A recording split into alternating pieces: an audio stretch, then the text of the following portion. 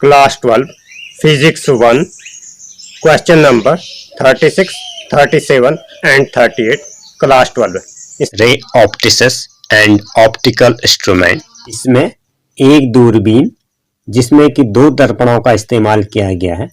इस दूरबीन में दोनों दर्पण एक दूसरे से 20 मिलीमीटर दूर रखे गए हैं। यदि बड़े दर्पण की वक्रता त्रिज्या 220 मिलीमीटर हो तथा छोटे दर्पण की वक्रता त्रिज्या 140 मिलीमीटर हो तो अनंत पर रखे किसी ऑब्जेक्ट का फाइनल इमेज कहाँ पर बनेगा। ये इस तरह से इसका फिगर है। ये फिगर आपकी बुक में ऑलरेडी दिया हुआ है। एक ऐसी दूरबीन होती है क्रॉसगेन जिसमें आमतौर पर दूरबीन पर लेंस का इस्तेमाल किया जाता है, लेकिन इस दूरबीन में क्या है, दो मिरर लगे हुए हैं। ये इसका प्राइमरी मिरर है और इसका सेकेंडरी मिरर है। इस पर हमें दिया हुआ है कि एक ऑब्जेक्ट है, यहाँ से रे आती है, इनफाइनाइट से आती है। पहले वो पहले वाले मिरर पर टकराती हैं, टकरा करके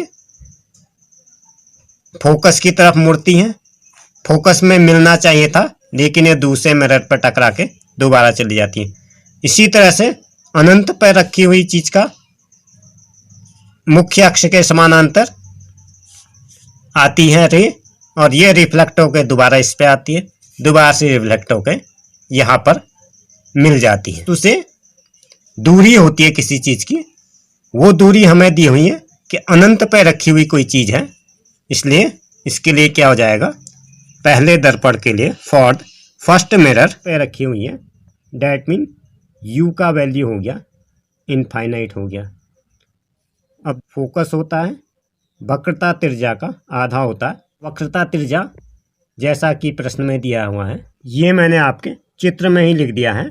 इस वाले दर्पण की वक्रता त्रिज्या 140 है और इसकी जो है 220 है। इस तरह से एक इसमें छोटा दर्पण है, एक बड़ा दर्पण है, अंदर वाला छोटा है और ये चीज़ बड़ा है। वक्रता त्रिज्या क्या होती है मैं इसको बताता हूँ, कई बार शायद बच्चों को पता हुआ। कोई कांच कितनी गोलाई पर मुड़ा हुआ है, जैसे हल्का मुड़ा हुआ है और ये कम मुड़ा हुआ है, तो मिरर कब बनता है, अगर किसी आप कांच के गोले का इस तरह से हैं, ये क्या होते हैं, किसी भी स्फीयर के टुकड़े होते हैं। यदि मैं इस गोले को ले लूँ, ये पूरा एक बॉल है, बॉल को मैं चमकीला पेंट कर दूं और उसका एक हिस्सा काट दूं, तो कोई चीज़ कितनी ज़्यादा मुड़ी हुई है उसको हम वक्रता त्रिज्या से प्रदर्शित करते हैं। इसकी वक्रता त्रिज्या 220 है और इसकी वक्रता त्रिज्या 140 है। अब दर्पण सूत्र के अनुसार क्या होता है कि F जो है वक्रता त्रिज्या का आधा होता है। ये क्या है, इधर की वक्रता त्रिज्या 220 है, इसलिए मैं इसका 220 का आधा कर देता हूँ। अकॉर्डिंग टू रे कोई चीज़ है तो हम पॉजिटिव लेते हैं, अपोजिट टू रे अगर हम कोई चीज़ लेते हैं तो उसको हम नेगेटिव लेते हैं।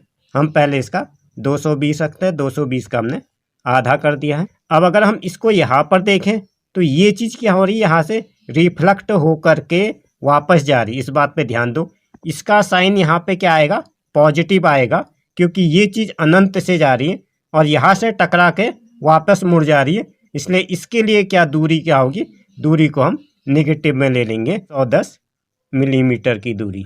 फॉर्मूला होता है 1/f बराबर 1/v प्लस 1/u। f हमने निकाला है, 1/f के लिए क्या कर देंगे, हम इसका उल्टा कर देंगे, यानी ये हो जाएगा, ये इक्वल टू हो जाएगा। और क्या है, u क्या है, हमें इनफाइनाइट दिया, अनंत से आने वाली, इसलिए हम इसको यहाँ पे लिख देंगे 1/इनफाइनाइट प्लस 1/u।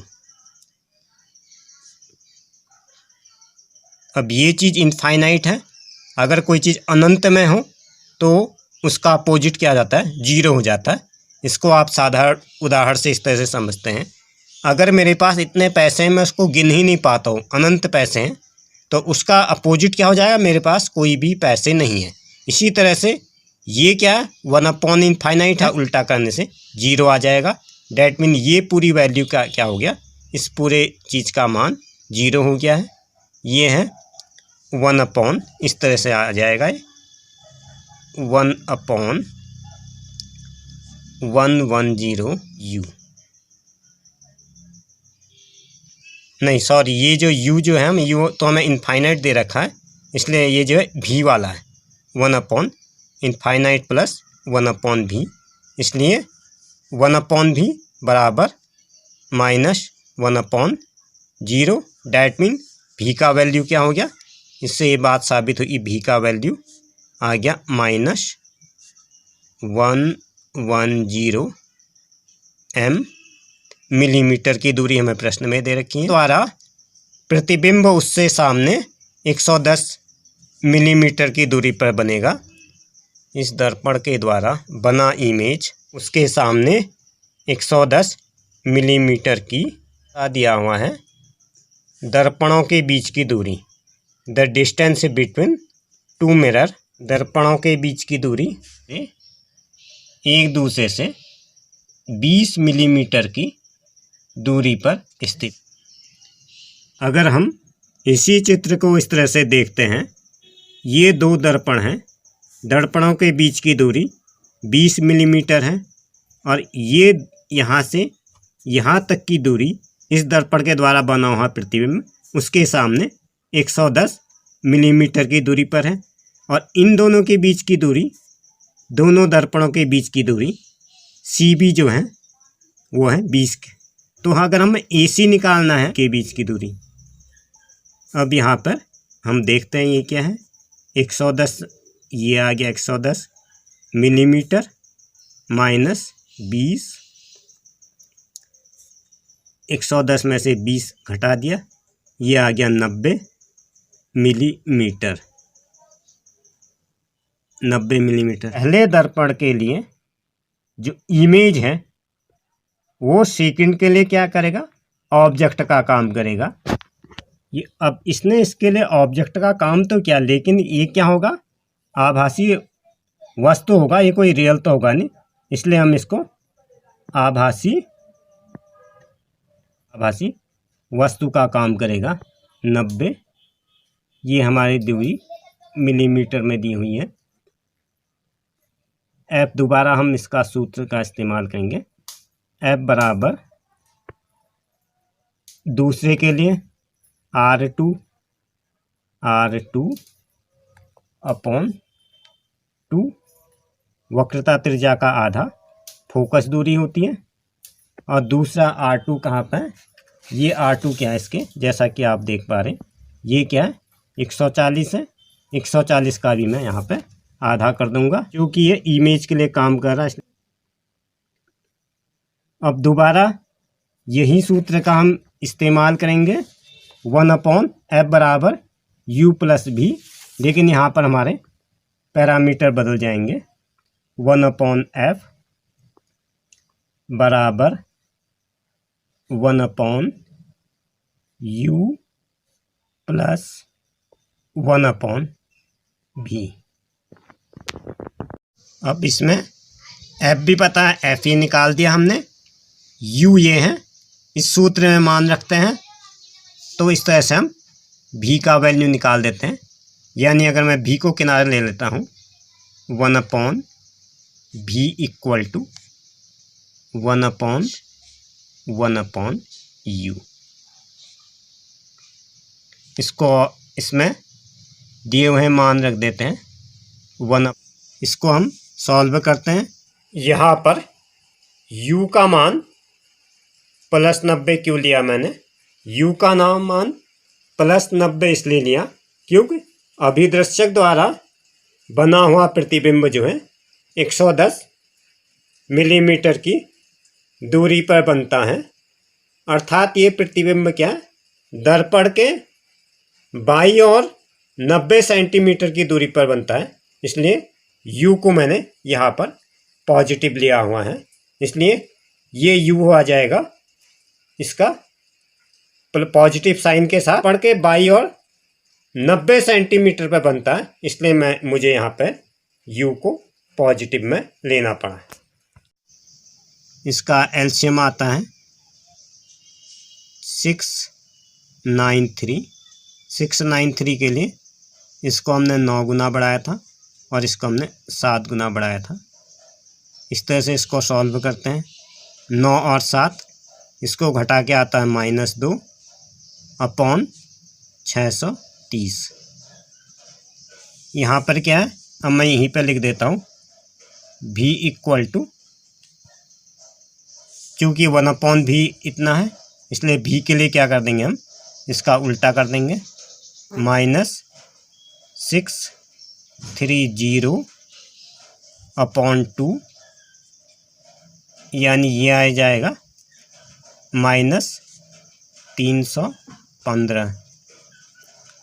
ये सारी इकाइयाँ हमें मिलीमीटर में दी हुई हैं। अंतिम प्रतिबिंब दूसरे दर्पण से, पहला दर्पण ये, दूसरा दर्पण से पीछे, दूसरे दर्पण से पीछे का, जहाँ से हमारी ये रे आ रही इसी डायरेक्शन में, सेम डायरेक्शन ऑफ रे, इसको हम लिख देते हैं। इसलिए अंतिम प्रतिबिंब दूसरे दर्पण से पीछे की तरफ वस्तु की दिशा में इस दर्पण से 315 मिलीमीटर की दूरी पर, यानी ये बनेगा इधर की ही तरफ को बनेगा जहाँ पर वस्तु रखी है, और ये दूरी क्या होगी, 315 मिलीमीटर की दूरी होती है।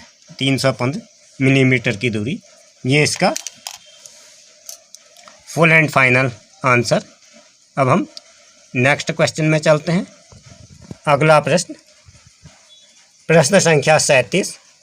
यदि वीडियो पर पहली बार है तो चैनल को सब्सक्राइब करें, लाइक करें, साथ ही अपने मित्रों के साथ शेयर करें। आने वाले वीडियो का नोटिफिकेशन पाने के लिए बेल आइकन को प्रेस करें। आइए प्रश्न की तरफ। Physics 1 chapter 9 ray optics and optical instrument. Chapter ray optics and optical instrument. I am solving this question as per request of my subscriber and student. जैसा कि आप डिजिटल बोर्ड में देख रहे हैं, a small bulb is placed at the bottom of the tank containing water to a depth of 80 centimetre. What is the area of surface. कि आप इस चित्र में देख पा रहे हैं, ये एक पानी से भरा हुआ टैंक है। इसके नीचे एक पॉइंट बल्ब लगा हुआ है जिससे रोशनी ऊपर को जा रही है। प्रकाशीय वृत्त इसके ऊपर के हिस्से में बनता है। इस तरह से हमारा एक कोन का रूप क्रिएट होता है जिस पर एक एंगल आईसी बन रहा है। जैसा कि आप इस चित्र में देख पा रहे हैं, ये एंगल क्या है, आईसी है। तो क्या होता है, मान लेते हैं जल से वायु में आईसी है, आईसी है, आईसी या उससे कम होगा। आपतन कोण इस तरह से होता, यहाँ पे लिख देते हैं आपतन कोण, आपतन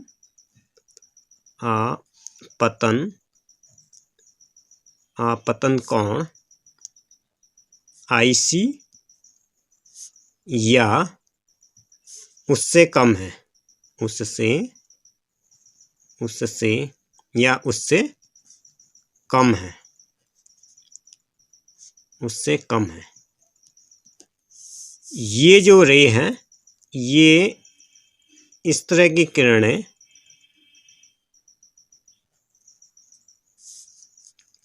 अर्धशीर्ष कोण, जैसा कि मैं आपको दिखा पा रहा हूँ, ये इस तरह से कोण है। अगर मैं इसको ऐसे खड़ा कर देता हूँ, यहाँ पर ये इस तरह से कोण है, तो आईसी क्या, अर्धशीर्ष कोण आ जाएगा। ये जो पूरे इसका कोण है और इसका आधा क्या है, ये अर्धशीर्ष कोण है।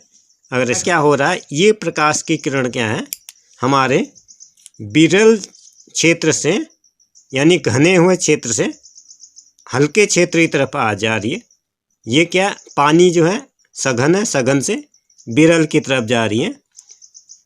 तो इसके लिए क्या होगा, ये यहाँ पर ये वाटर है जैसा कि मैं आपको दिखा पा रहा हूँ, और ये क्या है, ये इसमें ये एयर है। वाटर से एयर की तरफ जा रहा है, ये प्रोसेस उल्टी हो रही, तो ये इससे अपने अभिलंब से दूर हटेगा, इस तरह से आएगा। तो अब इसका क्या होता है, जल से वायु की तरफ यहाँ पे जो हमारा मीडियम बन रहा है ऑफ क्रॉस सेक्शन, अनुप्रस्थ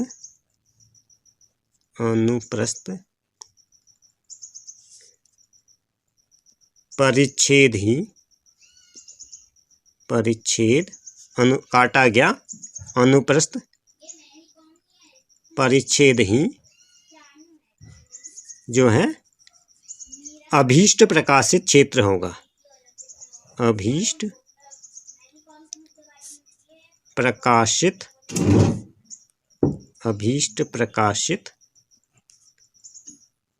एरिया होगा, अभीष्ट प्रकाशित क्षेत्र होगा। और ये किस तरह का होगा? ये एक सर्कुलर वे पे होगा।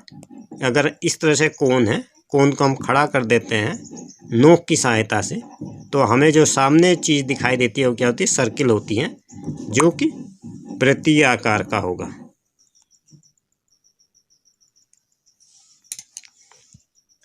जो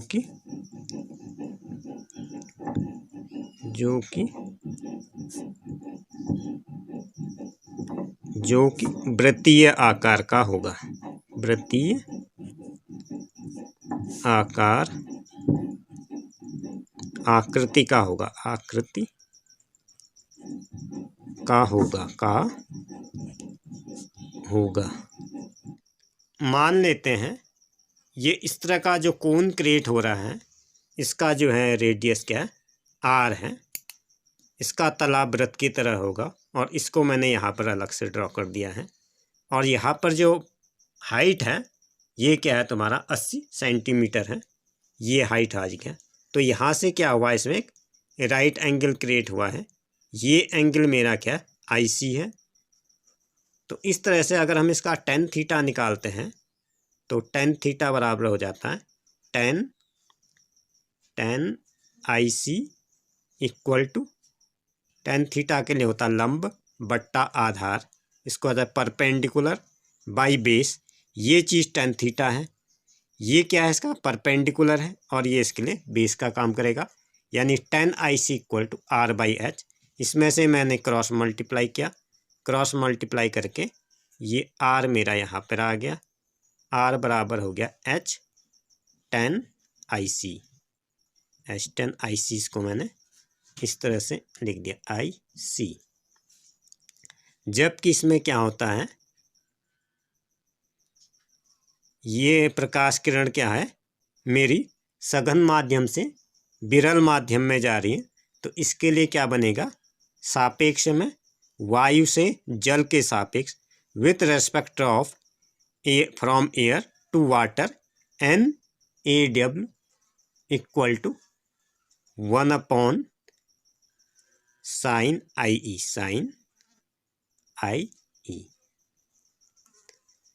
या हम इसको लिख सकते हैं ऐसे, क्रॉस मल्टीप्लाई किया तो अगर इसको हम राइट हैंड साइड से लेफ्ट हैंड साइड में ले जाएंगे, sin IC बराबर ये हो जाएगा 1/n एयर टू वाटर।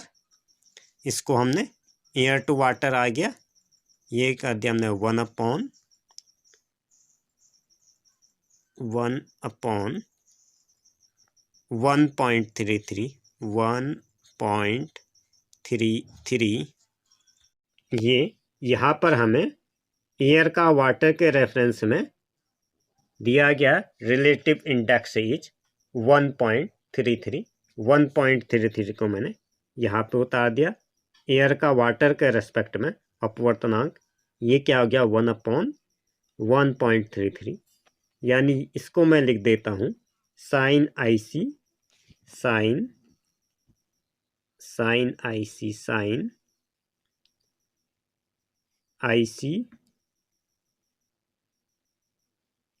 बराबर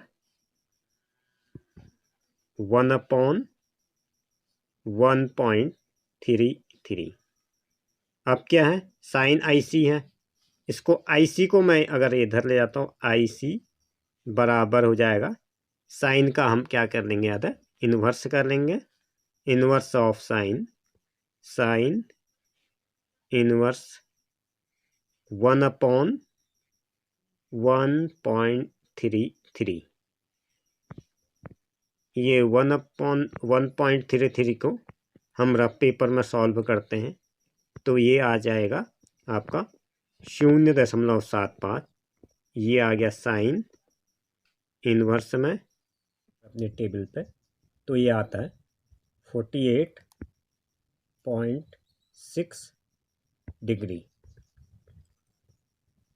तो इस तरह से वृत्त की त्रिज्या, इसलिए therefore the radius of circle, वृत्त की त्रिज्या, वृत्त की त्रिज्या, ये वृत्त की त्रिज्या जैसा कि हमने इसमें चित्र पर देखा हुआ था, ये क्या है, वृत्त की त्रिज्या r है, r बराबर h 10 IC। इसमें ये हाइट जो हमें दी हुई है, हाइट क्या, इस तरह से हाइट थी 80 सेंटीमीटर हाइट टंकी की थी। इसको मैं सेंटीमीटर को मीटर में बदल दूंगा, तो ये क्या आ जाएगा आपका 0.80, ये आ जाएगा तुम्हारा मीटर में, क्योंकि ये इकाई मेरी सेंटीमीटर में है, इसको मैं मीटर में बदल रहा हूँ। तो ये क्या आ गया, इसकी जगह पे मैं लिख दिया मैंने 0.80 इंटू इसकी 10 IC, 10 IC का वैल्यू है 1.13, सॉरी ये आ जाएगा 1.13। इसको हम सॉल्व करेंगे, ये हो जाता है 0.904 और इसकी इकाई आएगी मीटर में। ये इसलिए ऐसा हुआ क्योंकि 10, अगर हम इसकी टेबल देखते हैं 48.6 डिग्री के लिए ये हो जाता है 1.13। इसकी रिलेटिव वैल्यू जो आती हैं 10 के लिए 48.6 आ जाती हैं। इसलिए क्या आ जाएगा, इसका सरफेस एरिया की बात करें, पृष्ठीय क्षेत्र बराबर, यदि आपको सरफेस एरिया एंड वॉल्यूम से संबंधित ज़्यादा प्रश्न, आप मेरी वेबसाइट अथवा इसी चैनल पर क्लास 9 मैथ्स लिखकर सर्च कर सकते हैं। इसका सरफेस एरिया हो जाएगा, क्योंकि ये सर्किल है, ये हो जाता है πr²। पाई की जगह पर पाई की वैल्यू रख दी मैंने 3.14 गुणा r² की जगह पर r² की वैल्यू रख दी 0.904 इसका स्क्वायर। इनको हम सॉल्व करते हैं, ये आता है 2.566 और इसको और सिंप्लीफाई करते हैं, ये आता है 2.6 मीटर का स्क्वायर। ये हुआ इसका फुल एंड फाइनल आंसर। प्रश्न संख्या 37 के अनुसार किसी गैल्वेनोमीटर की कुंडली से जुड़े समतल दर्पण पर लंबवत आपतित प्रकाश दर्पण से टकराकर अपना पथ पुनः अनुरेखित करता है। गैल्वेनोमीटर की कॉइल में प्रवाहित कोई धारा दर्पण में 3.5 का प्रतिक्षेपण उत्पन्न करती है। दर्पण के सामने 1.5 मीटर की दूरी पर रखें पर्दे पर प्रकाश के परावर्तित चिन्ह में कितना विस्थापन होगा, ये हमको से पूछा गया है। ये हमें दिया गया है कि इसमें 3.5 का विक्षेप उत्पन्न होता है। ये हमें दे रखा है, इसमें 3.5 का विक्षेप उत्पन्न होता है, यानी जब थीटा बराबर 35 है तो क्या होता है, लाइट रिफ्लेक्ट करती हैं, तो इसके डबल वाले एंगल से, यानी क्या हो जाएगा 3.5 इंटू 2 अर्थात 7 डिग्री से ये घूमेगी। तो इसलिए क्या हो जाएगा, आर बराबर, अब क्या हो जाएगा इसमें विस्थापन, आर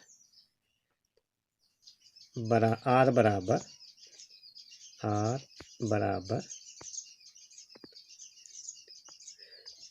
ये है 1.5 मीटर की दूरी पर 1.5 यहाँ पे दिया है, हमें ये बताना है 1.5 मीटर की दूरी पर, मीटर की दूरी पर, मीटर की दूरी पर प्रकाश चिन्ह का, प्रकाश चिन्ह का विस्थापन हमें बताना है। डिस्प्लेसमेंट ऑफ रे साइन, प्रकाश चिन्ह का डिस्प्लेसमेंट हमें बताना है। डिस्प्लेसमेंट यानी क्या हो जाएगा, डी की अगर हम बात करें, मैं इसको यहाँ पे लिख रहा हूँ, डी बराबर आर इंटू, ये क्या है इस तरह से, इस थीटा का दुगना, to theta,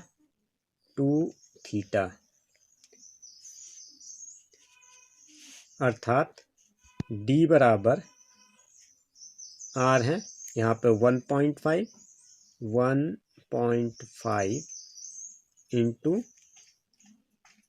60 degree into pi upon 180, pi upon 180। इसको हम सॉल्व करते हैं, ये आता है 0.184 मीटर। इसको हम मीटर में बदलते हैं, यहाँ आता 18.4 मीटर। यही इस प्रश्न का फाइनल उत्तर है। एक फिगर दिया गया है, इसमें क्या है, समतलोत्तल लेंस है। प्रश्न के अनुसार इसका अपवर्तनांक क्या है, 1.50 दिया हुआ है। किसी समतल दर्पण के फलक पर किसी द्रव की परत के संपर्क में दिखाया गया। ये माना कोई सरफेस है, इसकी परत के संपर्क में इसको दिखाया गया है, दिखाया जाता है।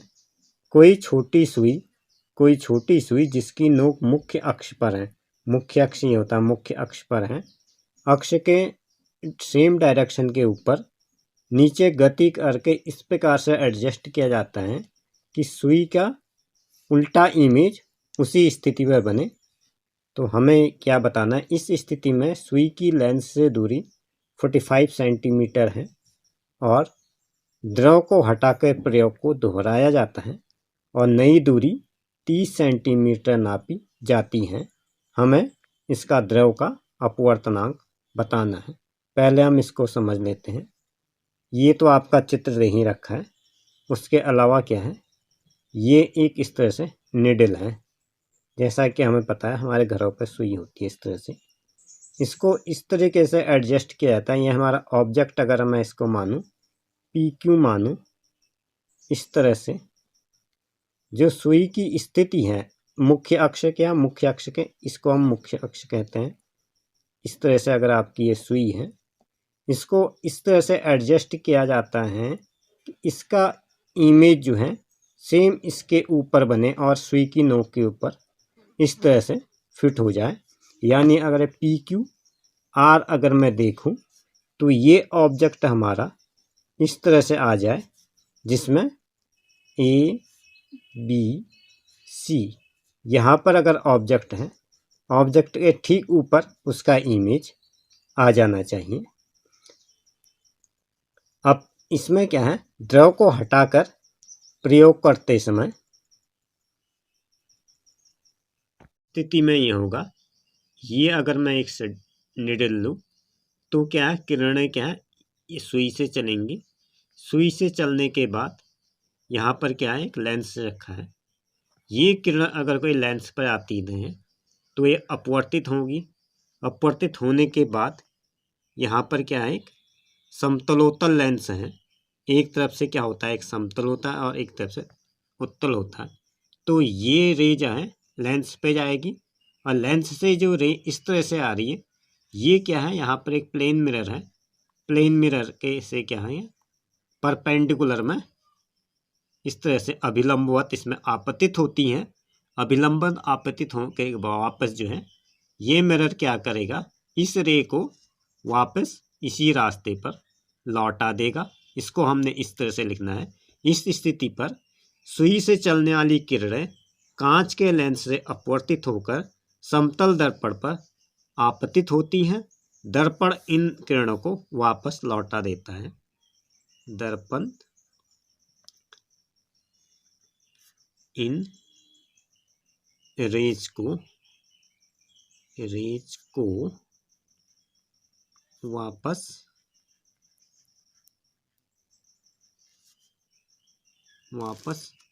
लौटा देता है। ये क्या होता है, इस स्थिति में, इस स्थिति के कारण सुई क्या जो है प्रतिबिंब सुई की स्थिति पर ही बनता है। इस स्थिति से, इस स्थिति के कारण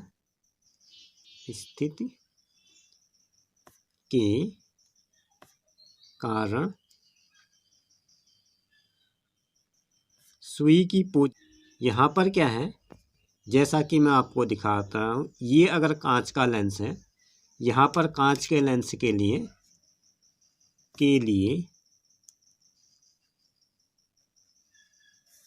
U बराबर क्या हो जाएगा, U बराबर हो जाएगा 30 सेंटीमीटर, क्योंकि आपतित किरण के विपरीत दिशा में है।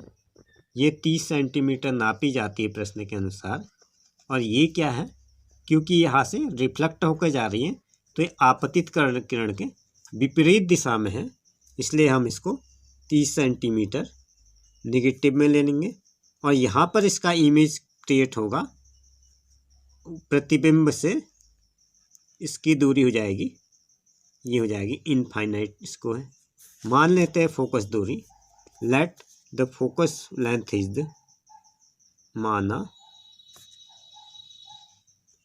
फोकस दूरी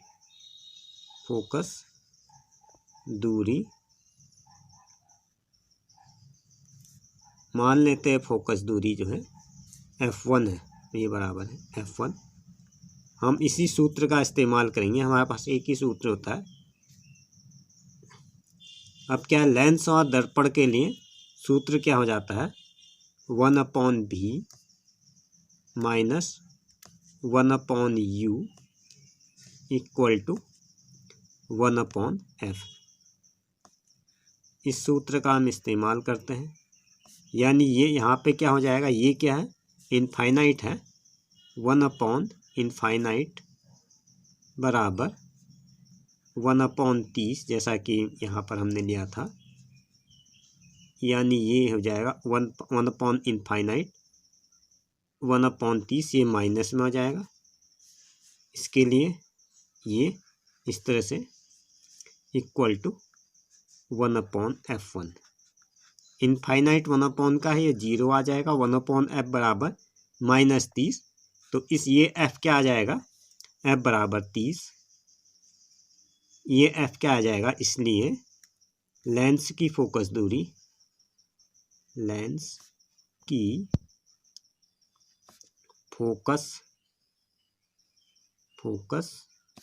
दूरी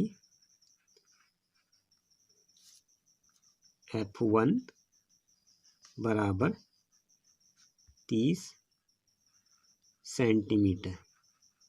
अगर इसका क्या है, कर्वेचर लेंस, वक्रता त्रिज्या R है, इसकी वक्रता त्रिज्या हम R लेते हैं। मान लेते हैं प्रत्येक तल की, माना प्रत्येक तल की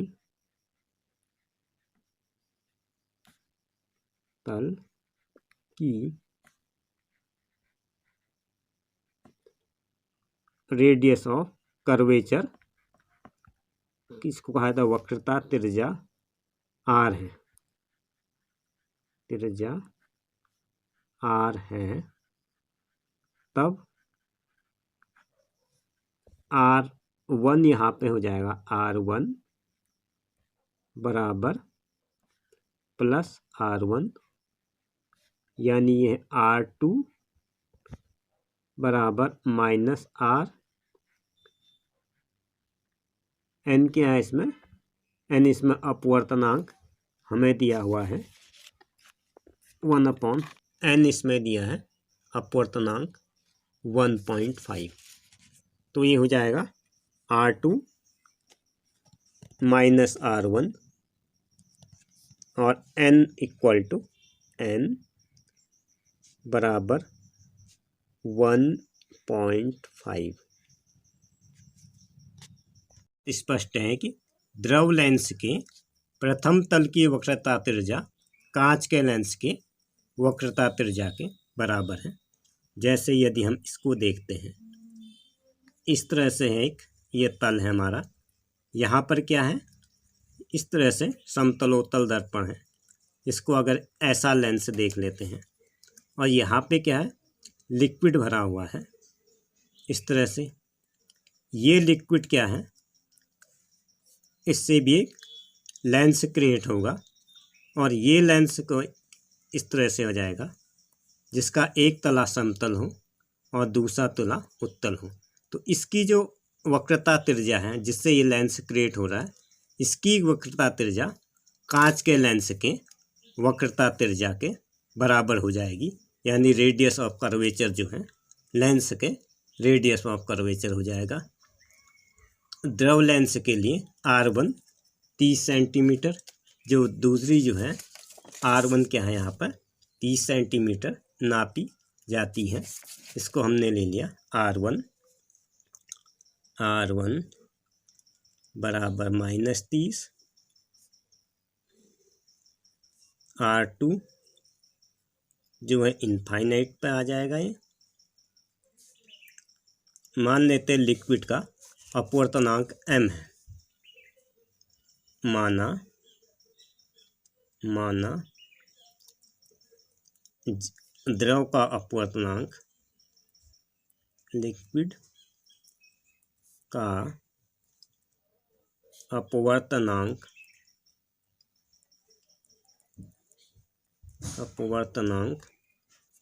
माना द्रव का अपवर्तनांक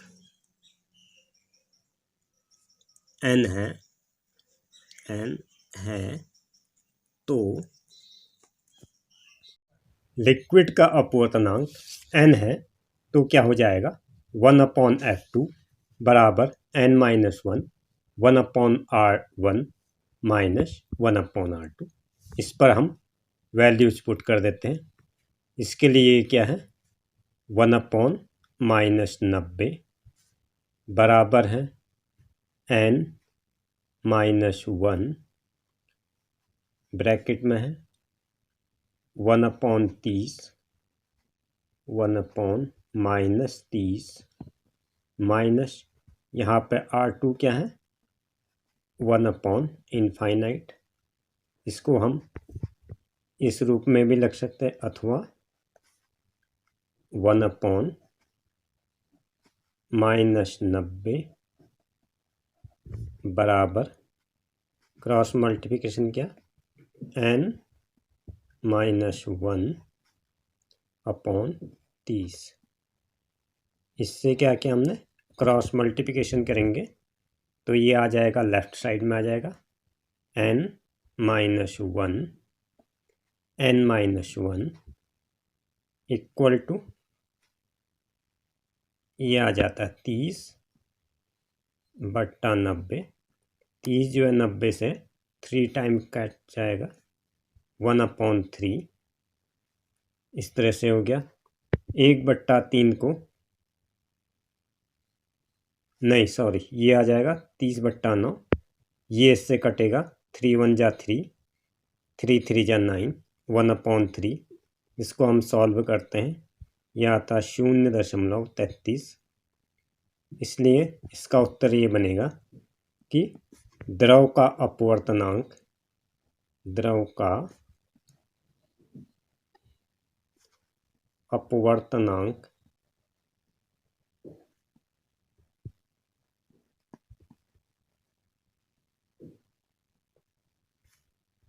n बराबर 1.33 होगा। ये इसका आंसर है। अब हम आते हैं अगले प्रश्न पर। अगला प्रश्न मैं अपने ही एक स्टूडेंट की रिक्वेस्ट पर ले रहा हूँ। यह प्रश्न बोर्ड परीक्षा तथा कंपटीशन में एमएनआर के कंपटीशन में पूछा गया है। प्रश्न कंपटीशन और बोर्ड एग्जाम दोनों के लिए बहुत महत्वपूर्ण है। जैसा कि मैं इसको समराइज कर रहा हूँ, प्रश्न बहुत लंबा है। Summarising this question, a prism is made of glass. Prism जो है एक ऐसे कांच से बना है जो कि अननोन इंडेक्स है, एक जिससे कहना चाहिए अज्ञात अपवर्तनांक वाले कांच से जो है। एक जो है अब पैरेलल लाइट बीम जो इस पर 60 डिग्री के प्रिज्म का जो अपवर्तन कोण है 60 डिग्री है। अब इसमें पूछा गया है प्रिज्म को जल के अपवर्तनांक, यहाँ पे मैंने लिखा नहीं है, मैं इसको लिख देता हूँ। इसका जो इंडेक्स है ये है 1.33 में रख दिया जाए तो प्रकाश के न्यूनतम विचलन कोण हमें बताना है। तो हम इस तरह से अगर इसको देखते हैं, ये प्रिज्म है, प्रिज्म का एरिया ऑफ क्रॉस सेक्शन अगर देखें तो ये है, इस तरह से होगा। इसमें क्या प्रकाश किरण जो है ये थोड़ा सघन माध्यम है, वायु से इस तरह से आती हैं और विचलन कोण यहाँ पे जो है इसका 60 डिग्री का है। इस तरह से रे आई तो क्या होगा, ये अभिलंब की तरफ मुड़ जाएगा, इस तरह से आ जाएगा। फिर यही रे इधर को जाती हैं तो इसका मीडियम चेंज हो जाता है। ये जो है ग्लास से एयर की तरफ जाता है और पहले क्या एयर से ग्लास की तरफ जाएगा। तो हमें जो दे रखा है वो हम यहाँ पे यहीं पर हम इसको सॉल्व करते हैं। प्रिज्म के लिए हमें दिया हुआ है गिवन डेट ए बराबर दे रखा है, जो ये दे रखा है 60 है। प्रिज्म के लिए ए बराबर 60 डिग्री और इसको कहते हैं वायु में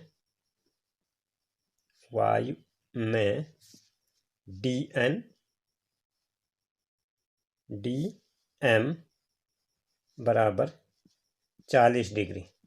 अब क्या है, वायु के सापेक्ष with respect of air to prism के पदार्थ का अपवर्तनांक क्या आएगा, एन आ जाएगा और वायु के सापेक्ष कांच का आ जाएगा। इसको लिख देते हैं वायु के सापेक्ष प्रिज्म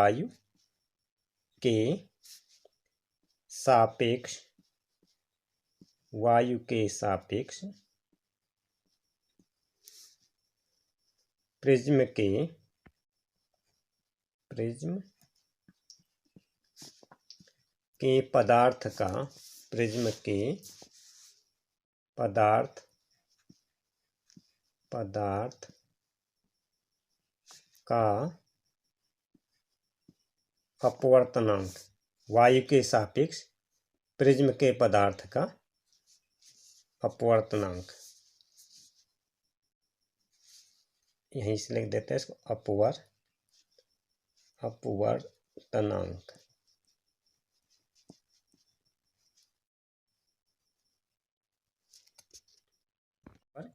ये मीडियम क्या है मेरा, ये मीडियम हवा का है, एयर से गया ये ग्लास में गया, तो इसके लिए क्या आ जाएगा, इसका इंडेक्स आ जाएगा n। ये क्या है, कांच से हवा पे जा रहा है तो पहले हम ले लेते हैं कांच को G, फिर ले लेते हैं हवा के लिए A इक्वल टू साइन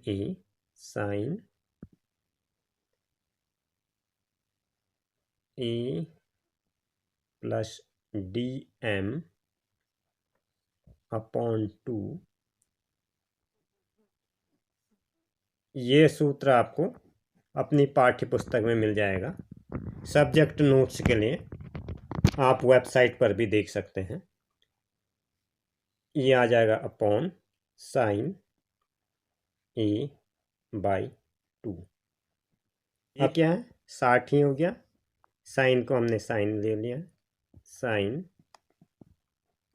60 धन 40, 60 धन 40 बट्टा 2, ये इस तरह से हो गया।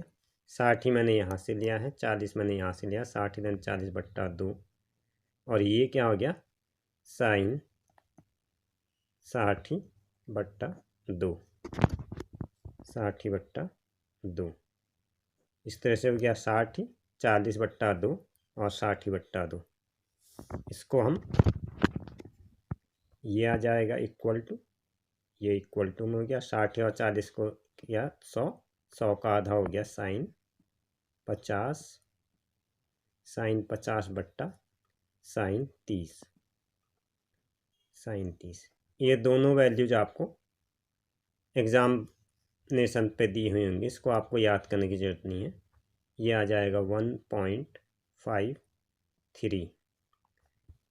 अब हमें 1.53 है और यहाँ पे दे रखा हमने वायु के सापेक्ष जल का अपवर्तनांक। प्रिज्म को जल में रख रहा है दूसरी बार, पहली बार ये क्या था, हवा पे था, अब क्या है, ये प्रिज्म को आप ऐसे है, इसको क्या किया हमने, जल में रख दिया है इस तरह से, और अंदर वाला जो इसका माध्यम है वो भी क्या हो जाएगा, हालांकि ये इससे ज़्यादा सघन माध्यम है, लेकिन इस बार क्या हो जाएगा, with respect of glass, with respect to water to glass, इस तरह से हो जाता है। तो हम इसको लिख देते हैं वायु के सापेक्ष, इसको कहा है तो वायु के सापेक्ष जल का, दूसरी बार के लिए वायु के सापेक्ष जल का अपवर्तनांक, वायु के सापेक्ष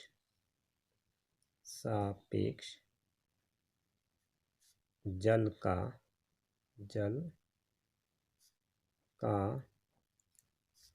अपवर्तनांक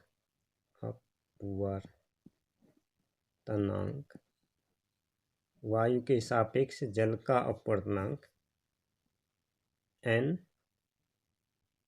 ये है WA बराबर 1.33, ये मैं प्रश्न में दे रखा है। इसलिए जल के सापेक्ष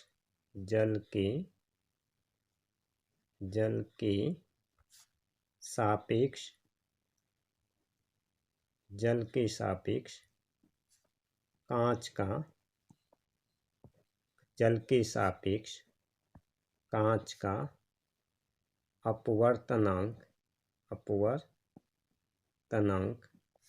बराबर क्या हो जाएगा, N GA ग्लास का इसके रेस्पेक्ट में अपॉन इंडेक्स किसके लिए, वाटर का एयर के रेस्पेक्ट में। ये हमने अभी वैल्यू निकाली है आपके सामने 1.53, जैसा कि आप देख पा रहे हैं। इसको हमने अंश में रख दिया है 1.53 डिवाइड बाई 1.33। इसको हम सॉल्व करते हैं, ये आता है 1.15। अब अगर जब इसको जल में डुबाते हैं तो अगर इसका न्यूनतम विचलन कोण DM है, यहाँ पर लिख देते हैं, जब हमने प्रिज्म को यहीं पे हम लिख देते हैं, यदि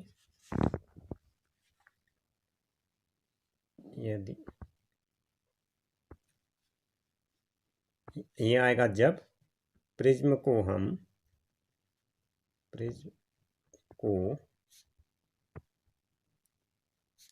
पानी में डुबा देते हैं,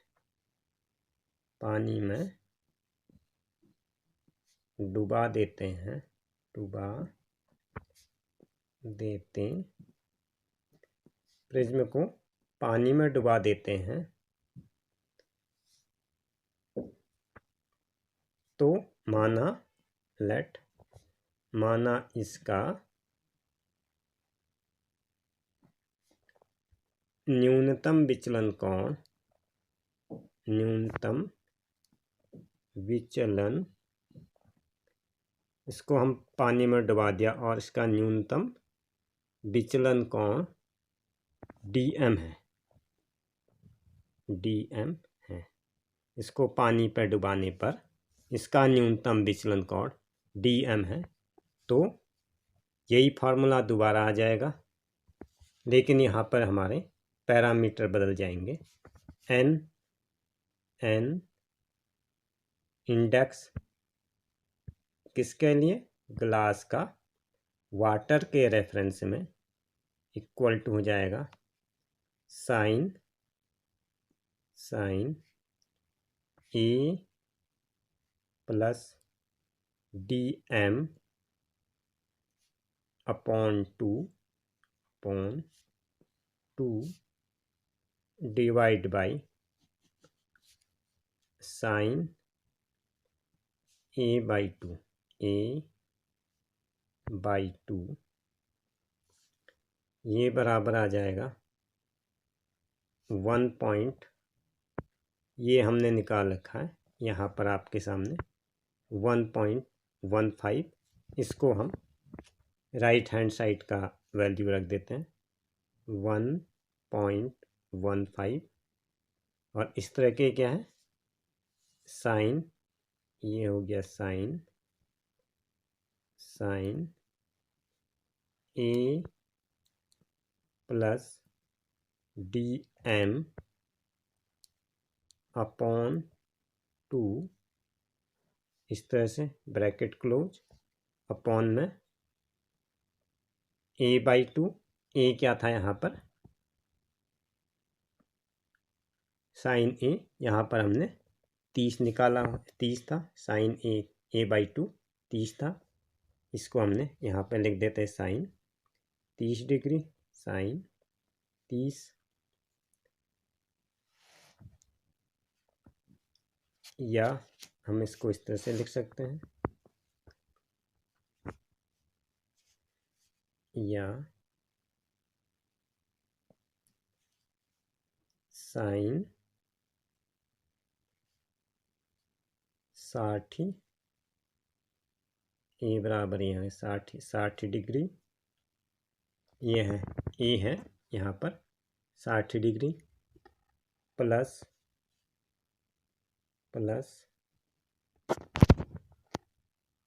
60 degree plus DM upon to, ये ब्रैकेट क्लोज हो जाएगा, इक्वल टू, ये आ जाएगा 1.15। इस तरह से ये आ जाएगा इंटू 1/2, यानी ये आ गया 0.575। इसको और सॉल्व किया, ये आता है 60 डिग्री, पुराना था,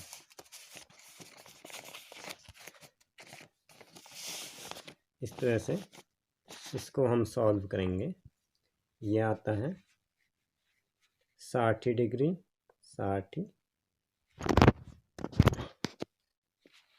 60 degree plus DM 2 equal to sine. तो ये इधर से जब कोई चीज़ लेफ्ट से इधर जाती है तो ये इन्वर्स में आ जाएगा, और इसका वैल्यू क्या हो जाएगा, इसके हमने वैल्यू पुट कर दें, यह आ जाएगा साइन 0.575। इसका वैल्यू अगर हम देखते हैं तो ये 35.1। ये थोड़ा लंबा प्रश्न है, इसलिए आपको पहली बार में दिक्कत होगी। यदि आप पहली बार सॉल्व करके ये एग्ज़ाम में दोगे तो ये प्रश्न सॉल्व नहीं होगा, इसको कई बार आपको सॉल्व करने की ज़रूरत है, तभी आप इसको सॉल्व कर पाओगे। तो इस तरह से, इसलिए न्यूनतम विचलन कोण DM यहाँ पर लिख देते हैं, देयरफॉर न्यूनतम न्यूनतम विचलन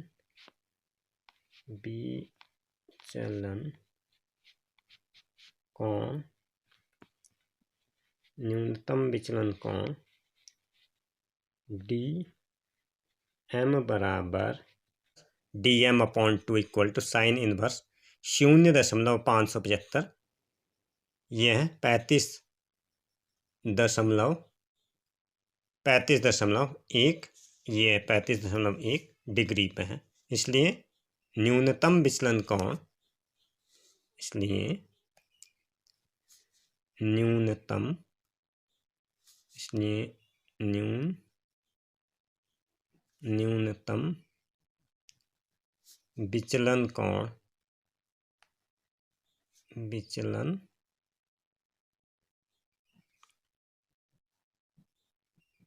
न्यूनतम विचलन कोण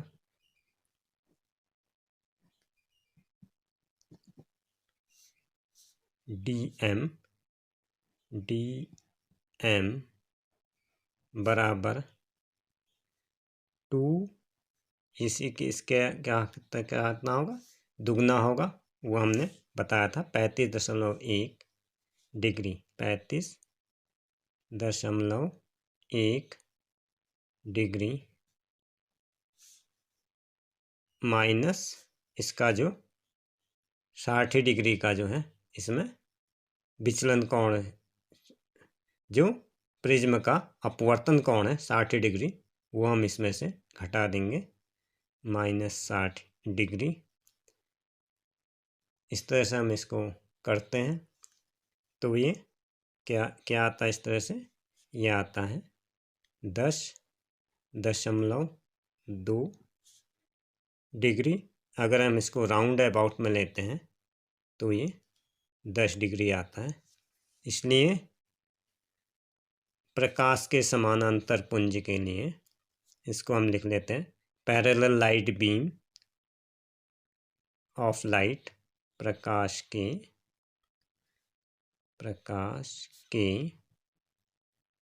समानांतर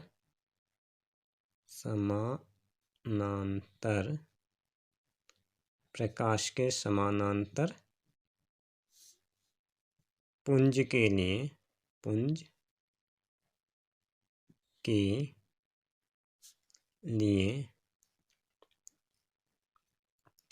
न्यूनतम विचलन कोण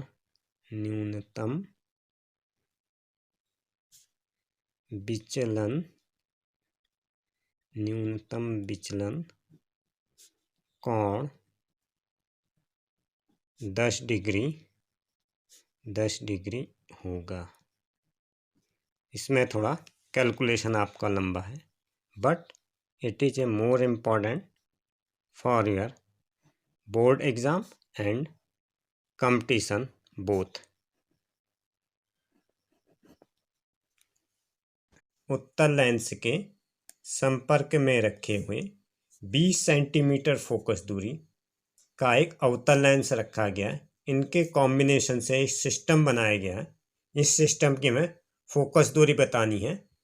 यह प्रश्न आपके यूपी बोर्ड और एमपी बोर्ड में पूछा गया है। साथ ये बताना है कि यह लेंस अभिसारी है या अपसारी। अभिसारी और अपसारी जो है उत्तल और अवतल कहा जाता है। ये इस बात पर डिपेंड करता है कि फोकस दूरी का साइन हमारा क्या होगा। अगर फोकस दूरी का साइन नेगेटिव आता है तो ये लेंस अपसारी होगा। तो हम जरा इसको देखते हैं। हम सभी लोग जानते हैं लेंस जो ये आ गया इसका, जैसे ये किसी चीज़ को बड़ा करेगा, ये उत्तल लेंस है। इसी के अपोजिट अगर आ जाता है, इसका जो है इतनी चीज़ दबी हुई होती है तो इसको कहते हैं अवतल लेंस, दबा हुआ तला। ये किसी भी तरह का हो सकता है, ये इस तरह का भी हो सकता है अथवा इस तरह का भी हो सकता है। इसको कहा जाता है अवतल लेंस। अब प्रश्न के में हमें दिया हुआ है इन दोनों को मिला करके एक उत्तल लेंस और एक अवतल लेंस को मिला करके हमें एक सिस्टम बना दिया गया है। अवतल लेंस के उत्तल लेंस की तरह व्यवहार करेगा और इस तरफ वाला जो है ये आपके अवतल लेंस की तरह व्यवहार करेगा। दो डैट F1 बराबर +30 सेंटीमीटर, क्योंकि ये उत्तल लेंस है। दूसरे लेंस के लिए ये है, इस तरह से आ जाता है सेंटीमीटर। इसमें एक पॉजिटिव और एक नेगेटिव होगा। वो क्यों होगा? मेरा जो सिस्टम है इस तरह से बन गया, एक ये बन गया है, इसका एक सिरा उत्तल है और एक सिरा अवतल है। तो मुख्य अक्ष के समानांतर अगर कोई प्रकाश की किरण आती है तो इसका डायरेक्शन क्या होगा? इस डायरेक्शन से होगा। ये चाहे इसको इस तरफ को मोड़ेगा, और इस तरफ से अगर रे आती है, इसमें आप देख रहे हैं डायरेक्शन जो है उल्टा है। इसके लिए क्या है, रे को यहाँ से आना पड़ेगा, तब ये रे को अभिलंब की तरफ मोड़ेगा, और इसमें रे जो है इस तरफ से आएगी, जैसा कि आप देख पा रहे हो, तब ये पूरी प्रॉपर काम करेगा। तो क्या है, इसमें जो है ये इसका चिन्ह प्लस का हो जाएगा, क्योंकि ये विपरीत दिशा है, इसलिए इसका चिन्ह नेगेटिव का हो जाएगा। इसलिए मैंने एक को प्लस ले रखा है, एक को नेगेटिव ले रखा है। इसके लिए होता है हमारा सूत्र, देयरफॉर 1/f इक्वल टू 1/, सूत्र आपकी पाठ्य पुस्तक में दिया हुआ है। सब्जेक्ट नोट्स और थ्योरी के लिए आप मेरी वेबसाइट पर भी विजिट कर सकते हैं। वेबसाइट का जैसा कि आप देख रहे हैं नाम ऊपर फ्लैश हो रहा है, इसमें मैं दिए हुए वैल्यूज पुट कर देता हूँ। ये इक्वल टू आ जाएगा 1/f1, ये पॉजिटिव ले लिया मैंने, 1/30 प्लस 1/, और इसका साइन क्या है, जैसा कि आप देख पा रहे हैं, इसका चिन्ह नेगेटिव का है। ये हो गया -20, इस तरह से हो गया। ये हो गया इक्वल टू, इसका मैं एलसीएम लेता हूँ, 30 और 20 का 60 ही हो गया है। सिंपल मैथमेटिक्स है, आप लोग भी ये बात जानते होंगे। ये क्या हो, 30 को मैंने यहाँ पे 2 आ गया है, यहाँ पे 3 आ गया है।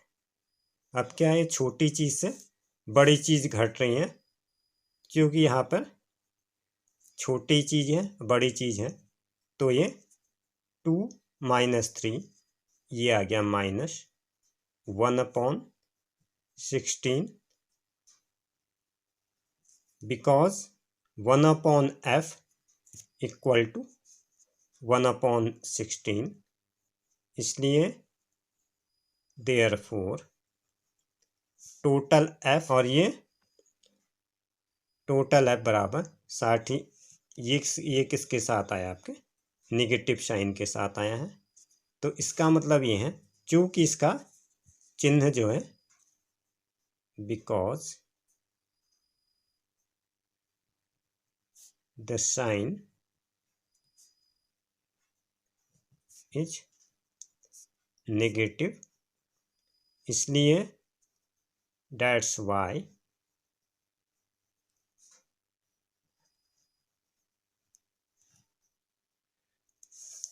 यह लेंस अपसारी होगा। इसका उत्तर यहाँ पे आता है। इसी के साथ आज का यह वीडियो समाप्त होता है। वीडियो में अंत तक बने रहने के लिए धन्यवाद। आज का ये वीडियो कुछ लंबा बन गया है, क्योंकि इसमें मैंने महत्वपूर्ण प्रश्नों को भी शामिल किया गया है, जो मेरे पास स्टूडेंट्स की रिक्वेस्ट आई थी। वीडियो में अंत तक बने रहने के लिए आप सभी का धन्यवाद।